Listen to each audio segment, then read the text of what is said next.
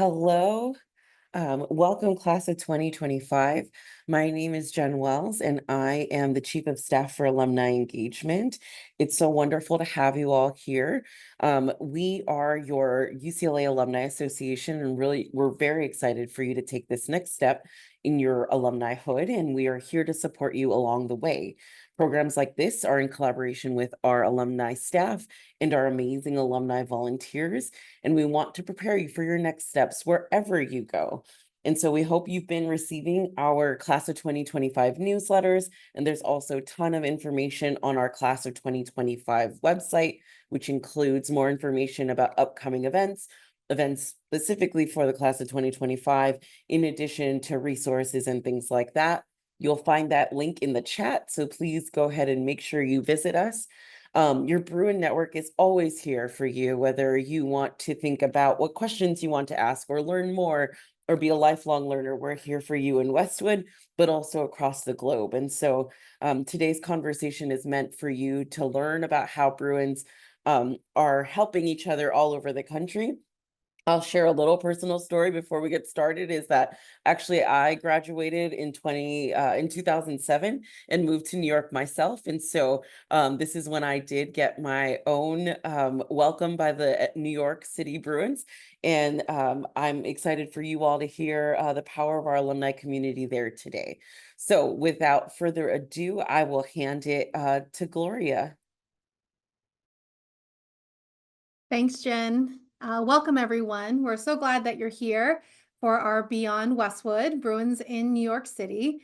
Today's program, we will share tips and strategies and insights from Bruins living in New York City. And many of you are here today because you're interested or you're preparing to move to the New York area.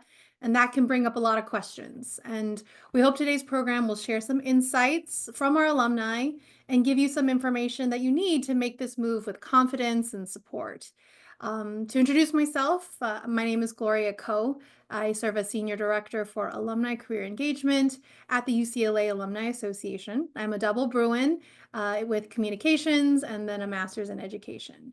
I'll be moderating our conversation today with our speakers, Jasampreet Pander for the class of 2022 and Fei Yang Liu, class of 2017. So for some housekeeping, we will begin our panel with some prepared questions guided by the submissions that some of you sent during your registration. We will have the chat on for engagement, so we'll have some questions for the crowd. Feel free to answer and engage with us, but please use the Q&A function below, like on the bottom bar, for specific questions that you'd like to ask the group. Because at the end of our prepared questions, we will have a Q&A portion, which we'll try to attempt to answer as many questions as we can. And just so for some context, if it's super specific, we encourage you to connect with us so that we can get your specific question answered. But if you have a good question for the good of the group, feel free to add in your question. And also, if you'd like to have some closed captioning, just turn it on by clicking on the Show Captions button as well. So let's get started. So I want to invite our panelists to turn on their cameras, and we will jump right in. And so again, we want this to be interactive for the group. And so if you fit in one or two, one being that you already made the choice, you landed the job, you're moving to New York for sure, put a 1 in the chat. And then also, if you're just thinking about it, New York is part of your calculus, you're thinking about it, you're still not sure if you're going out there because maybe you don't have that job lined up, but you're really considering, like, it's still an idea, you can put 2. That gives us an idea of just who's in the room and what we're thinking about. And I guess for good measure, if you're just here to enjoy the show, you don't really have an idea yet, you can put 3 as just, you're just here for the vibes. So that's fine too. But 1, if you're definitely moving and you need some specific information, and 2 is if you're considering it. So that will help us a lot to really gauge how we form our questions. So let's actually just have our panelists start by doing a quick introduction of yourself and then how you ended up in New York after you graduated. So why don't we start with Jasampreet? Hello, everyone. So my name is Jasampreet. I graduated from UCLA in 2022. I studied electrical engineering, And I pretty much moved out to New York right after graduation. So for my first job in the corporate world, and I currently work as a software engineer in New York City right now. Yeah. Fantastic. Hi everyone. Sorry. Go ahead. Oh, my name is Fei Young. Call me Fei. I graduated in 2017. And fun fact, I met like a recent alumni who called me an OG the other day, which is kind of mind blowing. Which I get. I just feel like I don't know. Maybe this is me being in denial, but I feel like I need at least like 10 years post grad to be considered an OG. So I moved to New York 3 years ago with my partner. And we're in Brooklyn.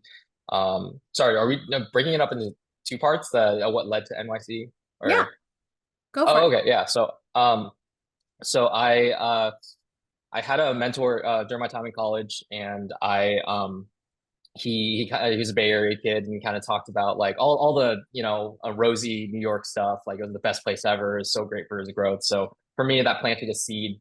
If I ever left California, and I'm born and raised from NorCal, that New York has got to be at the top of the list. And post grad, just kind of worked in the Bay, and with some like local jobs. But once I quit my job and my girlfriend had a remote job, I kind of brought it up half as a joke, like, oh, technically we could move to New York. And that's all it took. Really it just went from there. And that was 2 years ago. And honestly, we don't see a near end to our time here. So That's great. Yeah, no, I think again, there's many paths to New York. And again, both of you had different paths. Jaspreet went straight right after she graduated, and then Faye, landed there. But it seems like from the people who've answered, we have a good amount of people who they're planning to like this, they're moving to New York. So let's start there in terms of how did you decide on where you would live when you knew you were going to move to New York? And if you have resources or specific tips on like what helped you really narrow that down, we would love to hear. Jaspreet, do you want to go first? Yeah, I can go ahead and start. Just want to say congrats to everyone who's officially making the move. I saw little ones in the chat, so congrats to everyone making the move. In terms of like actually moving to New York, I think there's definitely a lot online in terms of when it comes to like finding an apartment, different neighborhoods to choose from. I think so when I was moving to New York, Street Easy, you might have come across it when you're searching online for different apartments, for apartment hunting. I think one piece of advice that I would give to someone moving to New York, and something that I kind of wish I had done, is really taking the time to look at apartments in person. I think I had signed a lease without seeing an apartment in person. And I think I kind of wish I had seen it in person before signing.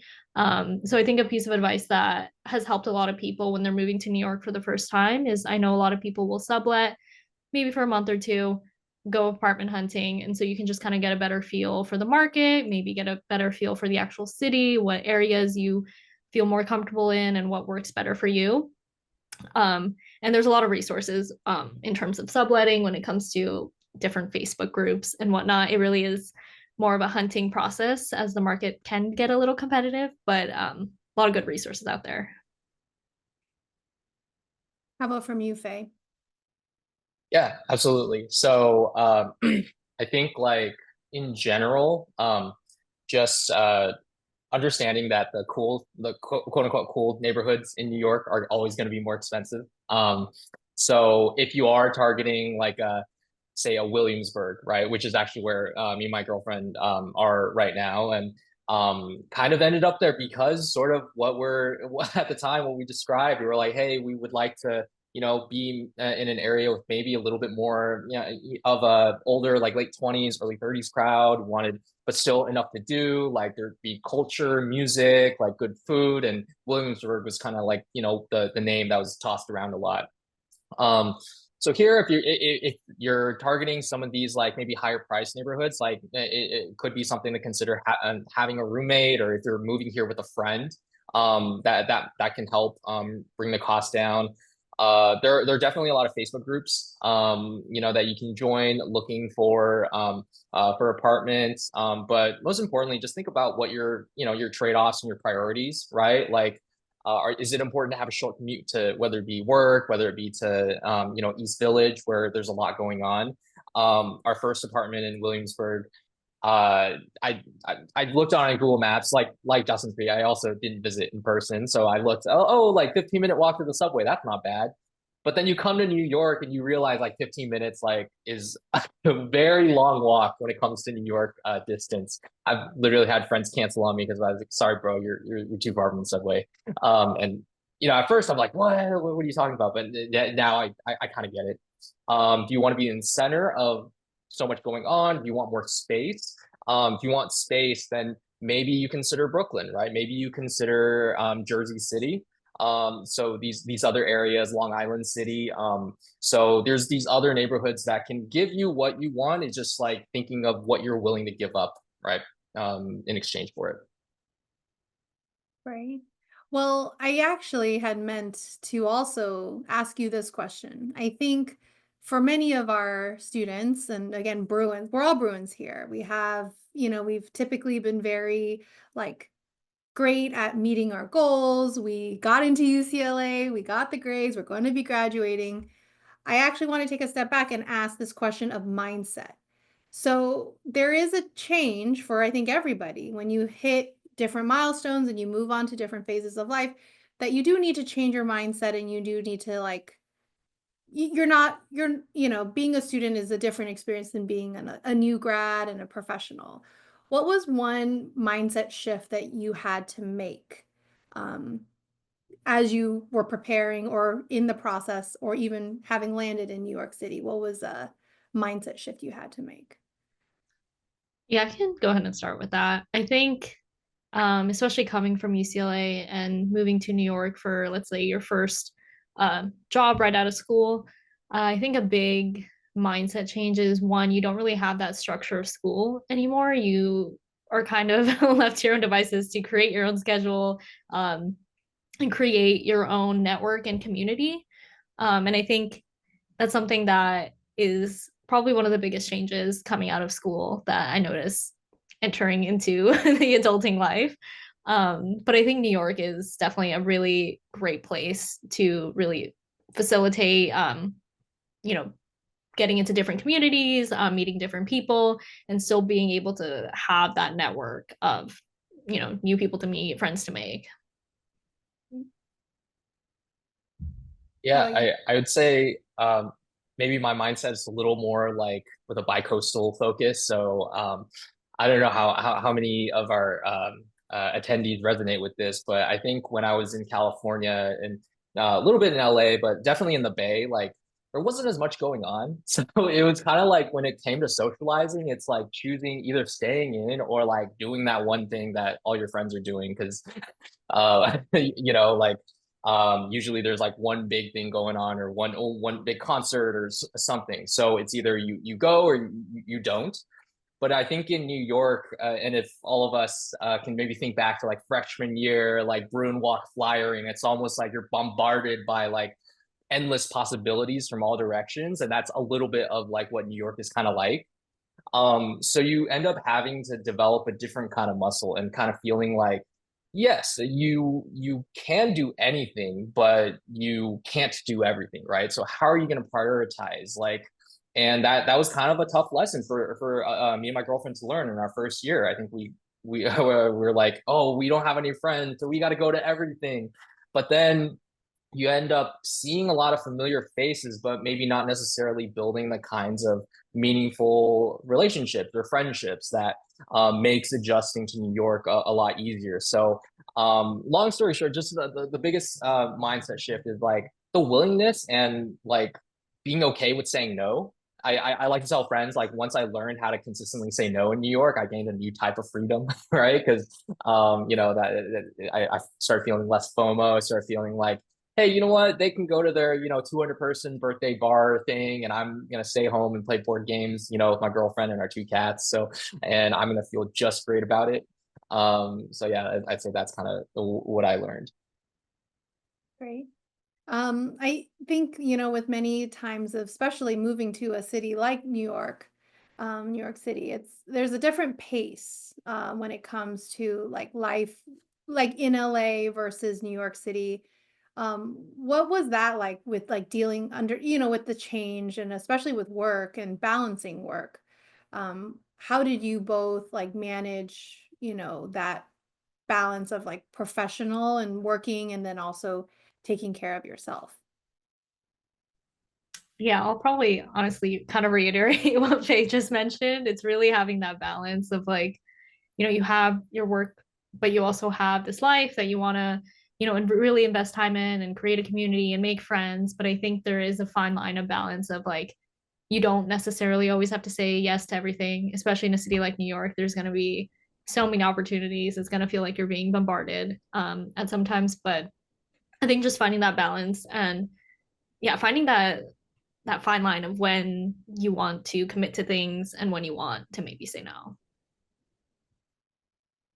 Yeah. And I think what kind of helped me with the balance is I think in New York you have the opportunity to really like switch things up, right? And to go to an event that you had no idea even existed, right? And I think like again, kind of bringing it back to that like college mentality and um it's I find at least for me what really helped is so something I really struggled with in California is like life can be a little routine and I found myself like especially and COVID obviously didn't help, right? But I think like getting in your routines like again never a bad thing, but it's just like I think like in New York there's gonna be your 9 to 5, sure, right? But then on your weekends, your nights, you have the opportunity to really spice things up and recharge your battery, your adventurousness and in all kinds of different ways. So then you feel like maybe even if your work isn't your like dream job and isn't filling your cup in these types of ways, you're doing other things to compensate for that, and you have limitless options at your disposal. Great. Are there specific ways that you both take care of your health and wellness in New York? Are there anything that you like to take advantage of to fill your cup? I think for me specifically, I think I am a very yes person. Like I do like saying yes to a lot of whether it's like a social thing or just like a networking thing. I think I find a lot of value in that and I really enjoy doing those types of things. I think it's different for everyone, honestly. There's the thing about New York is that there's definitely something for everyone. So whatever is your interest, your hobbies, I think you can definitely find a niche for that. And yeah, invest time in that. Yeah. So I think for me, and one thing that I think all New York residents are probably going to notice, you do a lot more walking, right? And um, I I mean, most of the time when I come back to LA, I never hit my step goal. But in New York, it's almost impossible not to hit your step goal every single day, right? So for me and a lot of my friends, like we find our favorite places to walk, right? Like maybe it's for us living in Williamsburg, it was there's a beautiful stretch of like Domino Park along the waterfront. But for maybe someone else, it's Central Park or in Manhattan or Prospect Park in Brooklyn. So I would say like walking is always going to be super low hanging fruit, but great high, ROI and like happiness and get a little bit of, a little bit of exercise. Of course, you can exercise in other ways too. My girlfriend's into like, Muay Thai. There's a lot of like classes you can take as well. But I think when it comes to like health and wellness, like exercise is definitely up there. Great. Well, I even see some of our questions in our Q&A, so we were actually going to go back to this, is around the move and also kind of the adulting part of like this transition. What are some like adulting things that you recommend for our students and our graduates when it comes to settling into their next home? I see there's a Q&A question in here around the actual move and like shipping things. Like, what are some things that they should consider when it comes time to, again, you've shared, you recommend subletting kind of just to get yourself over there, to see things in person. But then what? Okay, let's say you go on Street Easy, you find the place. What was that process like? Like, is it similar to like finding an apartment in Westwood, or is it a very different process? Yeah, I can start. So I guess in terms of like the move, actually, so I mean, I was coming right out of college, so I pretty much moved really only my essentials, and then kind of once I got my bearings in New York, I was getting all of like the big furniture items in New York. Once you're kind of settled in, you got a place. I know of some people who, maybe you are settled in another city and you're trying to move to New York. And I think at that point, if you're, taking a lot of furniture at that point, it's better to invest in a moving company just so that, you can get all of your furniture and whatnot over. And then in terms of actually hunting for an apartment, I think it's really, really beneficial to see the place before you sign anything. And I think the thing with New York apartment hunting is that the timelines go really fast, and I think it can get a little competitive, especially if you find kind of a gem, a hidden gem. There's definitely going to be a lot of applications that you're going to be up against. Um, I think one thing to consider is definitely roommates. I'm not sure if everyone is aware, but when it comes to New York apartments, whatever the rent is, you have to be able to prove that you can make 40 times the monthly rent. And it's usually landlords are pretty strict on that. So I think making sure that you have that budget set, if you need roommates, having that figured out, and having all of your documents ready. I think a lot of the times apartments will come up on Street Easy or Facebook, and within a day they'll get a lot of applications. So having all of your paperwork ready, so proof of income, any sort of applications that they require, and having them handy and ready so that you can send them right away is definitely a good way to make sure that you get your foot in the door first.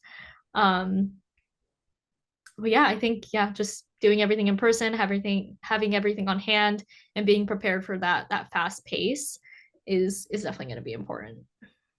And did you have to balance that while you were working, or did you do it before you started your job?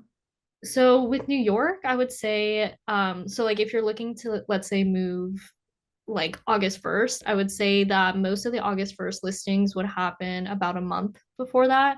So I think I had a little bit of wiggle room in which I had graduated. I was looking for like an August move. And so I had a little bit of time between graduating and looking for an apartment that I was able to spend some time on that. But I would say it's about a month-ish before your actual move-in date that those listings go live. Great. Good to know. Yeah. So for the number twos in the chat who are maybe thinking of New York, maybe a little bit more in the distant future, or maybe as an idea, like, so the best time to honestly apartment hunt is probably more like winter, like maybe like January to March. Which makes sense. It's cold, weather is usually terrible, and people just want to stay inside, right?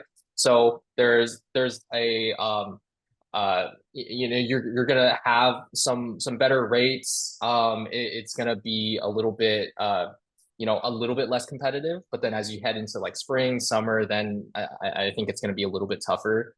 So for us, we've moved twice, like once cross country and then once from one part of Williamsburg to another. The first time we kind of, ordered a lot of furniture online, as much as we could to get delivered if possible. We shipped things in big old boxes cross country. Unfortunately, our TV did not make it. Yeah, so RIP. But overall it was fine. And then we tried to take as much as we could. The flight sucked, but we did the Southwest, two two check bags. I don't know if they're still doing that, but so that was fine. It was a pain, but we made it work. And the second time we actually hired movers, and oh my gosh, they were like 10 times faster. Everything made it like it was great. So definitely, you know, if you're able to you know, look into having movers, it can really, you know, get rid of a lot of the logistical challenges. You know, they a lot of great companies have their own truck, right? Like they'll just kind of take all your stuff, meet you at your new place, and you know, get yourself get you all set up. Any other like logistical adulting things that had come up during your moves that you would want to share with the group?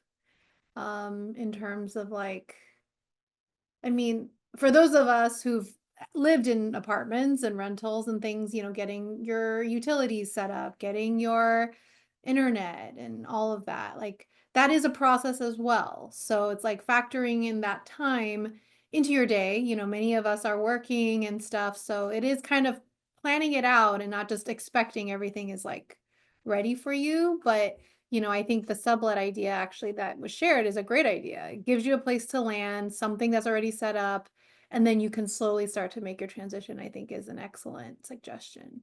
Also, just to pipe in Yeah, to the no, please. that All the they things. mentioned. I'm actually not sure if this is a law anymore. Faye, you might know about the broker, like the payment. So when I moved in 2022, it's very common in the summer, if you guys are moving in the summer, that there's broker fees associated with apartments, which can be kind of costly. Like they're usually a couple grand, I'm not gonna lie. Like they're pretty expensive. They usually range from like a couple grand to like 15% of like the yearly rent, I want to say. And I know it's super common in the summer to have broker fees that the tenants are responsible for paying. Okay, they're stopping in July. Okay, thank God. I know they recently passed a law. I wasn't sure when the law was going into effect. But I know it used to be a thing where in the summer tenants were usually responsible for paying. Winter, the markets do slow down. And it usually becomes a building's responsibility, so you can kind of avoid that. But if they're stopping in July, I think that that'll work out nicely. Start after July. So, oh, June 11. Oh, very cool. Thank you. We're doing group research here. So thank you very much. Perfect. Awesome. Well, I do want to give us some time too to talk around community. And again, I already see some in the chat. Thank you so much. Is it Sam and Mina who's already thrown in their Instagram to connect? And again, this is what events like this, you know, programs like this are for, is to connect all of you to one another as well. And so, you know, Faye and Jasampri, you know, if you could talk around finding community, what was that process like for you? And you're involved, but I think both of you are involved with the network as well that's out there. If you could share a little bit about that and how you got connected, that would be great too. So, Faye, do you want to start us off there and then we'll go to Jaspreet? Sure. Yeah. So I you can kind of see it in my name there. So I'm involved with the NYC Tri-State Alumni Network. I'm VP technically, but I like to say the V stands for vibes. Just because I think like the more events I both attend and host, you know, and maybe this is an adulting concept. I guess like so much of just connection and relationship building is just vibe, and you can kind of get a good vibe or neutral or weird vibe like you know pretty fast, especially in New York, you know, with the maybe transient or transactionalness that can be a thing. Maybe that's a separate question, but I think for me definitely our alumni network. So fun fact, there's actually more than 8 to 10,000 Bruin alums in the tri-state area. That's including Manhattan, in Brooklyn, Jersey, and Connecticut. It's just I think like we're a little spread out. So one thing that we've really been trying to do is like well, selfishly, like I checked out, you know, Dinner for 12 Strangers in Brooklyn because I wanted friends, right? And that's how I kind of got involved with the network, and then just started going to more events. And honestly, I don't know if this is a secret sauce, but at least it worked for me. I think really building that connection. You want to have repeatable events. You know, like New York is so again transient. People are busy. People have a lot going on, and people are out of town a lot. You know, traveling for work, pleasure, whatever. So you really want to kind of lock in on one thing that you go to consistently and see familiar faces. And that's kind of what I was able to do with our alumni network. You can kind of see it on the I guess it's this direction, but the sort of the whole idea is that we're trying to bring that like warmth of Westwood or West Coast, which I'm sure of you are probably familiar with, right? Like I think we're around some like amazing, friendly people at UCLA, and bring that type of like warmth to New York, where there's that energy, that New York energy, all the things that you can do. So yeah, I just recommend, like, if you come here, explore some different things for sure, and then maybe pick your favorite one or two to kind of stick with for maybe a longer period of time. Yeah, no, definitely. I agree. I think that there's a lot of different communities within New York, whether it be your alumni group or maybe a hobby based interest group that you might find or come across. And I think for me, initially when I moved here, I was pretty much just checking out as many things as I could, as many things as I had the energy for. I also didn't want to get too burnt out. And really just being comfortable with like going to these types of events. Like a lot of these types of events, whether it was like a meetup or a hobby-based group or even like the alumni stuff, some of these events I just showed up to alone. And honestly, I made a ton of friends through different groups like this. And just being comfortable with that, putting yourself out there, especially when you're moving to a new city, I think is important. And eventually you'll kind of come across maybe certain individuals that you keep seeing at certain types of events. And I think from there, it's really about building that community from there. I've heard also that there's like a UCLA like athletics bar or like people where some people go. I don't know if the network has that, but oftentimes there's like a bar that people have frequented to go to UCLA games and watch games there. So and now that we're part of the Big Ten, there's more East Coast friendly times now, because before with the Pac-12 that was definitely an issue. But now playing Big Ten, there's hopefully more times, but phase. That's what you think, and then they hit you with the 11 p.m. women's basketball game on Sunday. Like, come Yes. on, what are you doing? What are you doing? That's true. That's true. Well, another question that has come up is also, again, New York, there's a lot of, perceptions of what it could be to live there. Like, what is it like there? You both talk around this energy, but then also this, wanting to protect yourself and saying no to things. What are other things that make New York a unique place to live and start your career? For those of us who are the number twos of like, oh, I'm still thinking about it, of considering to make it out there, what is some, what are some things that you've noticed that are like what makes New York so unique? Yeah, I think I can start.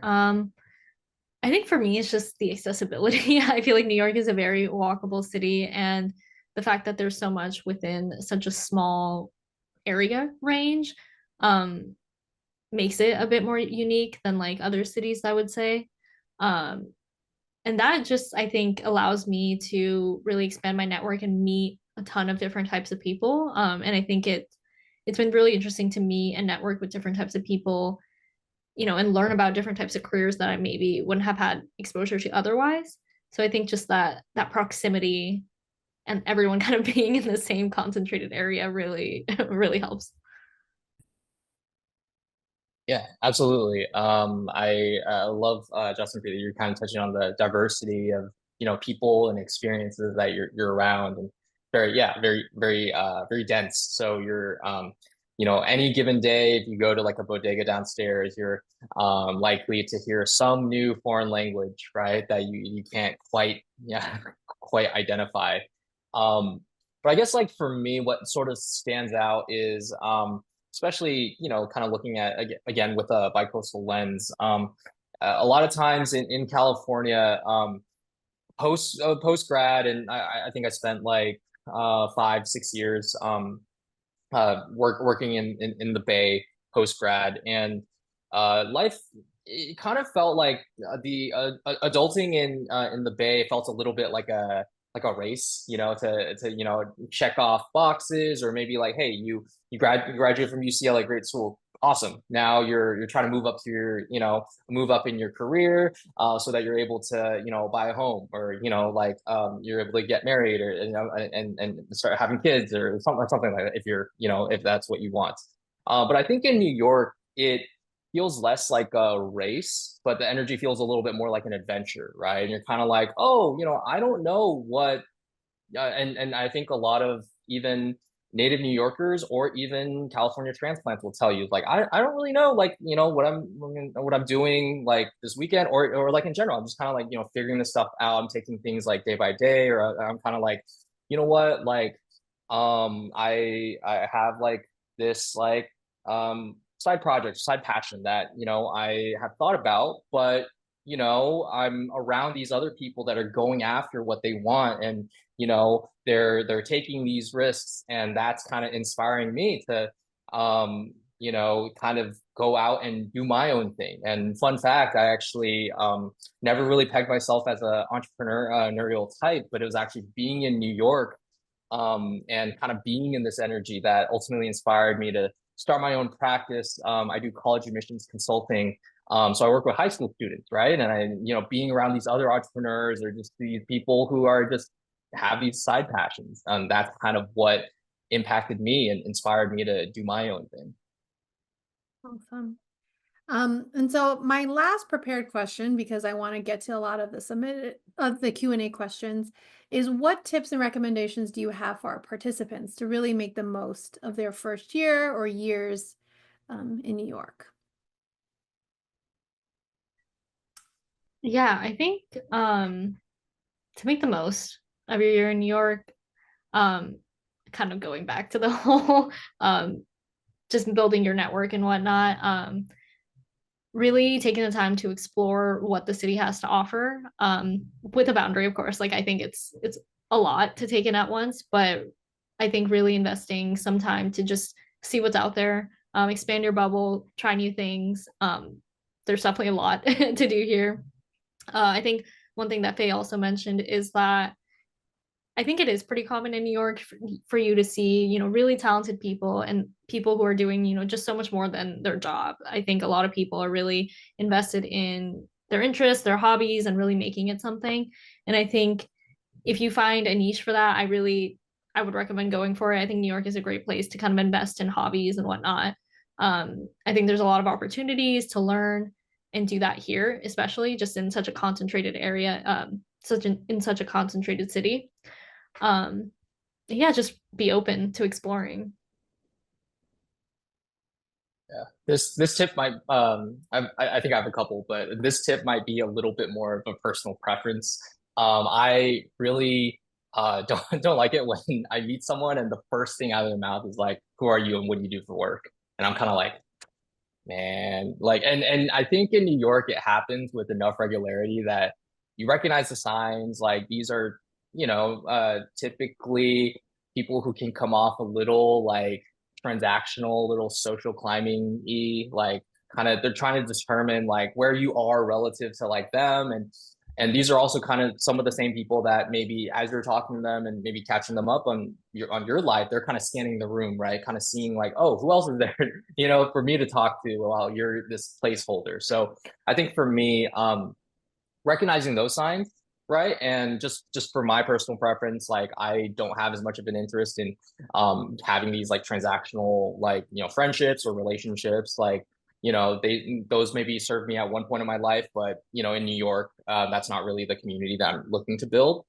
And then I think that just the second thing is, and this is actually a word of caution or advice I give a lot of my high schoolers who are like applying to NYU. Um, you know, don't to the extent possible, don't move to New York like hoping to just be comfortable, right? Like, and just stay in your room, play video games, do all the same stuff that you do in California, but just move across country and do it in New York, right? I think, hey, New York is New York is a monster. New York is like everything positive, everything challenging, right? But I think the one consistent, it consistently rewards those who are authentic, who go out of their comfort zone. it rewards those who are honest with both themselves and others about, you know, like what they want. It could be professionally, it could be personally, it could be, you know, in terms of like relationships, like although dating in New York is the whole another matter. So to wrap this up, just really like and as you're either preparing for the move or maybe still thinking about it, like yeah, think about what you want to accomplish, like what you want to get out of New York, right? And ideally you come here, and I think most of us we're here for a good time, not necessarily a long time. I think a lot of us will end up going back to California or going back to where we're from. But yeah, in a lot of ways, we're going to go back like a changed person. We're going to, you know, have different perspectives, or maybe even appreciate California a little bit more. You know, I definitely miss the weather, and the things that used to annoy me about California, like, you know, don't annoy me quite as much anymore. So just something to think about and be welcoming that change, whatever comes from it. Great. And we also have some folks in the chat, they're going back to home. New York is home for them. And so there is definitely, I think, a diversity of what does New York mean for this phase of your life. And for some, you know, UCLA was the, you know, short time, and then New York is their home. So for those of you that, you know, want to connect, Mina in the chat she said that she is from there. So it's definitely something she can connect with the group, and you can share more about that. So I did want to do again, for those of you who have questions, please add it into the Q&A. We'll start to do a little bit more of a Q&A right now. Some of you also submitted questions when you registered, so I'll ask some of those. So please add in your questions that you might have in the Q&A. I guess let's just talk, what is a reasonable rent price? So I know like we were talking about this earlier, is like, what is the sticker usually like, and what is the number that people should be prepared to be comfortable with, whether or not they can actually afford it or not? Again, we are not your financial planners. Whether or not you should be paying this or you can afford to pay, that's something you should really consider. But typically for, you know, someone in a situation, maybe they are renting and sharing a room, what is a typical like amount they should plan for in a month? I think it can range. Yeah. Yeah, I think like once you kind of boil down different neighborhoods, there's also a lot of different things to consider when it comes to, you know, whether you want to live in a walk-up versus an elevator building. Do you want laundry in the building? Do you want a doorman building? I think there's a lot of different factors to consider. Um, if I'm being honest, when I graduated, I was looking at around 2K per month for rent, and that was in like a 2-bed, 1-bath situation in Manhattan. And I think that that's the case usually for a lot of people who were in the same boat as me, looking to move to Manhattan specifically, sort of in like a 2-bed, 1-bath situation. I mean, that being said, the number can range quite a bit. I've seen people pay a lot less than that, maybe around like the 1,500-1,600 range as like in like a starter, smaller, maybe like a 3-bed, 1-bath apartment. But that number can also go pretty high depending on what your standards are and what you're looking for in terms of amenities. But yeah, I mean, you know, the Street Easy, you can pretty much find specific things, filter by neighborhood, filter by amenities to see what you're looking for. Great, thank Yeah, you. I'll kind of answer this really briefly from my own perspective. We started out at a kind of like a luxury building in Williamsburg, 3,500 for a studio, split between two people, which, you know, depending on the friend we're sharing that with, like I think they're like, oh wow, that's so much, or like, oh, not bad. So it really depends on how you view things, right?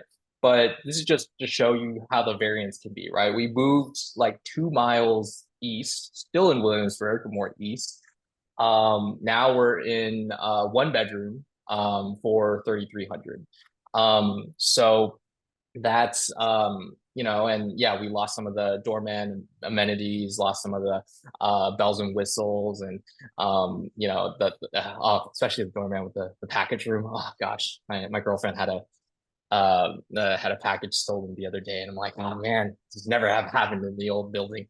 So yeah, there definitely is a lot of variance, but just like find something that you like, kind of see like what it is, and yeah, maybe expect a little bit of like a sticker shock, and then play around with it. Okay, what happens if I go a little bit more like out of here? And how does that change?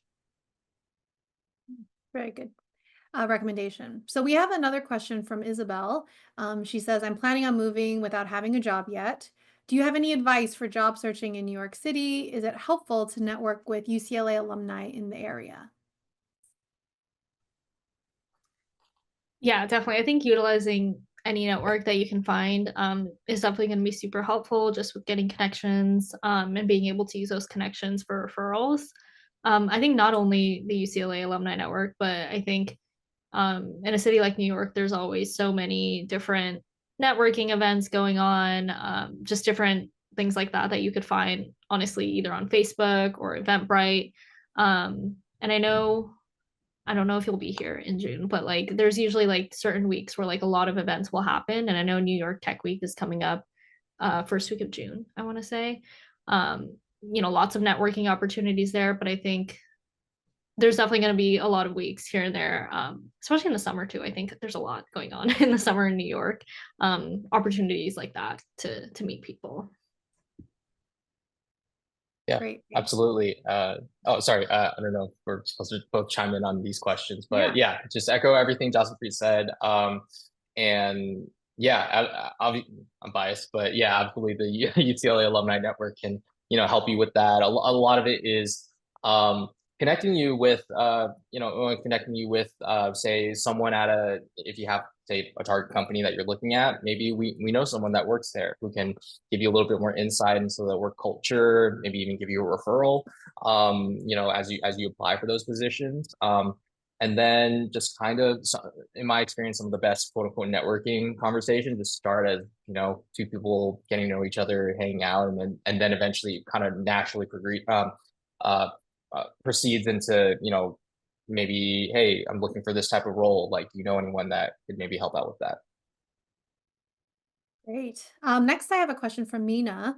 Are there any roles open to help the NYC Alumni Network with planning, logistics, or any other volunteer roles? Faye, would you want to take that Uh, question, being the Vibes president? always. Yeah, yeah, yeah.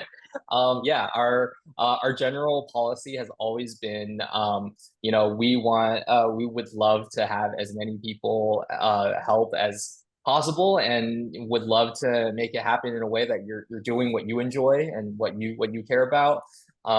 So for a lot of our newer board members, it can be like social media related, right? Like I actually so I joined the board first, but my girlfriend ended up joining as our brand strategist, and what you see with the logos in the back, that was actually all her.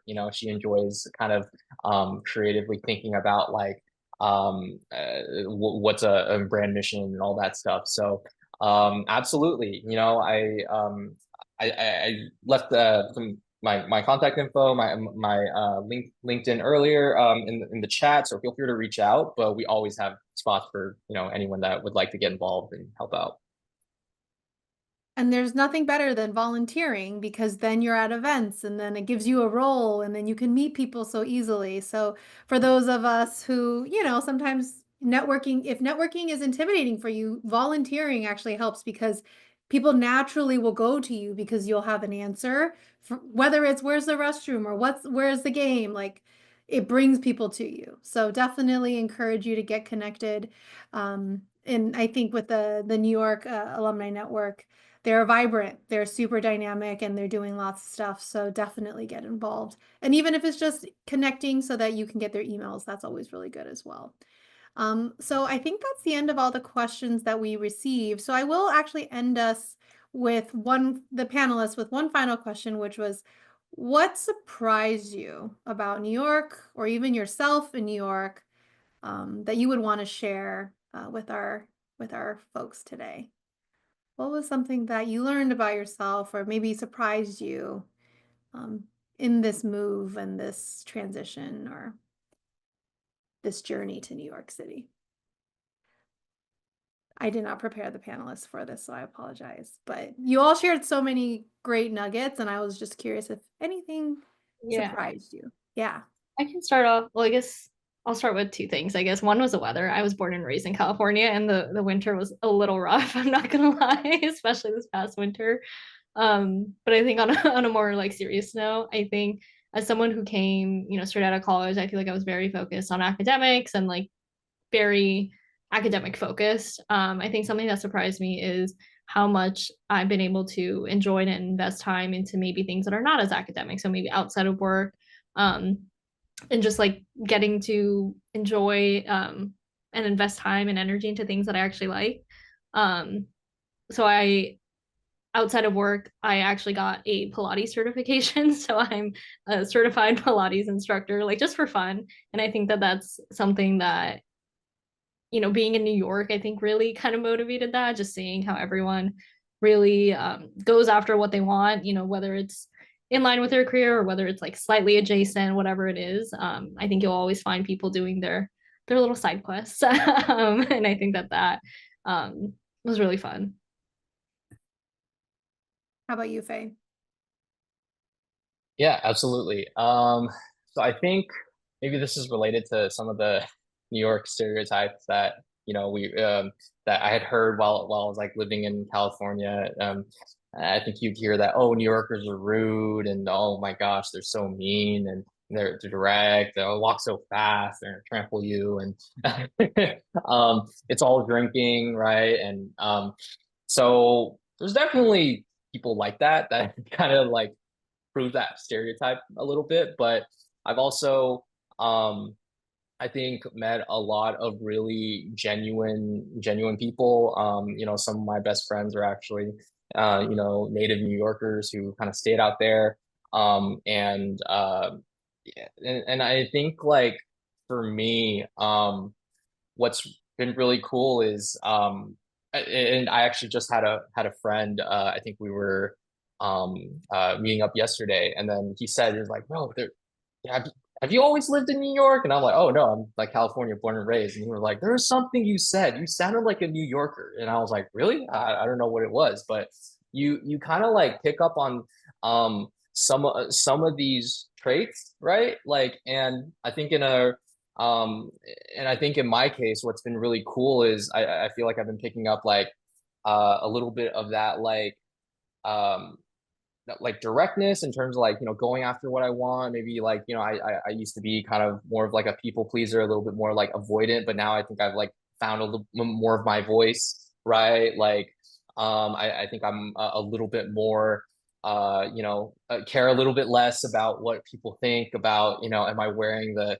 right fashion, what listening to the right music and stuff, which oh man, that was all freshman year for me. I felt like a country bumpkin on campus. So I think there was a lot of that and kind of growing into my own and taking the best of California and the best of New York, and sort of bringing the two together. That's been the really cool experience. And yeah, I hope that a lot of you that watch this or attendees will kind of experience some of that for yourself as well. Um, and quick note, I'm just gonna share our network IG account. Oh, sorry, that's not my IG account. That is my LinkedIn. But feel free to add me on LinkedIn as well. But there is we do have an IG account, an NYC Bruin, and we actually do a lot of events with other UC networks as well. And one of the things that we're really excited about is we're trying to plan like an in-person, like almost like New York City orientation, because we know that a lot of our networks, we have grads that are moving here and trying to figure out, get a lay of the land. And I think it'll be just be a really cool opportunity for everyone to get together and we can kind of help ease that transition a little bit. So if you follow us on IG, you'll definitely be notified as we plan it. We're targeting sometime in the summer to maybe like midsummer, July, August, something like that. So yeah, please look forward to that. Fantastic. Well, thank you both. I think, again, both our panelists have dropped in their LinkedIn and their contact information. I want to give a kudos to Mina, who has already dropped in a group me for folks who want to stay in contact with each other and for the class of 2025. So thank you for that, for wanting to connect Bruins. And I think that's the power of the Bruin Network, is really utilize, staying connected throughout. And so before we end, though, I did want to just share a couple of resources, because oftentimes, especially for those that don't have a job yet, there are tools and resources that the Alumni Association has for you. For the new grad tools, these are different, we have a job search starter kit. We have lots of different information around job interviews and resumes that you could utilize this as you are, beginning your job search. Also, something, again, for those of you who are still students, just a heads up that there is, you have a 3-month access to the Career Center after you graduate. So for many people who are like, oh, I'll just talk to them after I graduate, know that you only have 3 months of access to the Career Center. So if you want to talk through some things before you graduate and you head into commencement, do so sooner rather than later. But also our team at the Alumni Career Engagement Team, we're available if you do want to connect. And we will also be posting different events for the class of 2025 on our class of 2025 webpage. This webpage is specifically curated for those of you who are graduating, whether you're graduate student or undergrad. Whether that's events to celebrate you, like our celebration week, lots of different events and fun and giveaways for you. But then also things like job search and also establishing yourself in your professional life, things like that. We will have different events and programs for you. I also have the links and the QR code for the Tri-State Network, and then also you have the IG as well that was in the chat. And then lastly is UCLA One. UCLA One is the online networking platform from the Alumni Association that is specifically for networking with Bruins. Even though, yes, you have LinkedIn and you can connect with people that way, UCLA One is a warm ask. Alumni are ready to review your resume, do mock interviews, do informational interviews. So please don't sleep on that. If you're planning to go to New York, that is the best reason to ask someone, hey, can I talk to you? Like today, we have alumni who want to share how you can get involved and how they can help you, how you can get involved, how you can move to New York, how you can find a job in New York. So be sure to utilize the platform so that you can, get the help you need. So those are some resources, again, to aid you in your journey. We are, super thankful for, again, our panelists, Faye and Jasampreet. They are, again, as you can see, Bruins are all over the globe. And actually, this week we have events like this for the Bay Area and LAOC. So again, if you're still like, I'm not sure where to go, feel free to join our webinars there so that you can, learn and see how other Bruins, like what makes each area unique. So again, thank you so much for your time, for giving us a little bit of your day today. Congratulations again on making it to this moment, to almost at commencement. But know that your Alumni Association is here to support you now and when you graduate and after you graduate. And as you can see, you have amazing alumni ready to receive you wherever you may end up going. So thanks again for your time, and we hope that you will stay connected. Definitely click on these links for the meetups and all of that. And also connect with each other. Again, we have folks who said, hey, connect with me, DM me. It's time to get out of your bubble, meet other Bruins, be supported, allow others to support you and walk with you as you make this transition. So we are excited to walk alongside with you as you make your way into alumnihood. So again, thank you so much for coming today, and we hope you have a great rest of your week.